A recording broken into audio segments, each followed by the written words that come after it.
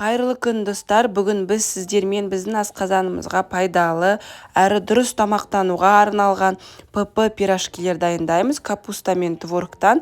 Видеоны соңына дейін бірге қараңыз. Ең алдымен капустамызды осылай сақтап, турап аламыз, өте ұсақ бөліктерге бөліп, сосын оны оливковый майда қуырып аламыз. Капустаны осылай өте ұсақ бөліктерге бөліп алыңыздар. Үстінен тұз салып, қалауларыңызша бұрышта салуларыңызға болады. Жақсылап бұқтырып, капустамызды пісіріп аламыз. Кішкене су құямыз да, тағы да бұқтырамыз. Келесі творогымызды саламыз.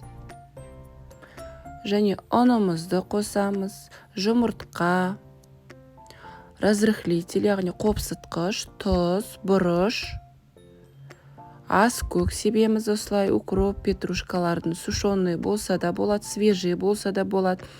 Енді осының барлығын жақсылап араластырамыз. Вилканың, яғни шанышқының көмегімен. Енді осының үстіне капустамызды, бағана қуырылып, бұқып болған капустамызды қосамыз. Капустаны суытып қосыңыздар. Келесі пирожкиларымызды енді пішіндейтін боламыз. Дөңгелетіп, бір формаға келтіріп аламыз барлығын.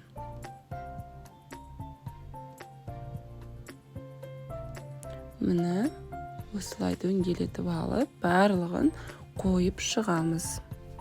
Алдын ала қыздырылып тұрған 180 градустағы пеште 25-30 минут пісіріп аламыз. Міне біздің ПП пирожкиларымыз уже дайын, өте оңай дайындалады, әрі құрамындағы заттар қол жетімді заттар. Сіз де міндетті түрде жасап көріңіз, мені белгілеуді ұмытпаңыз. Ас болсын!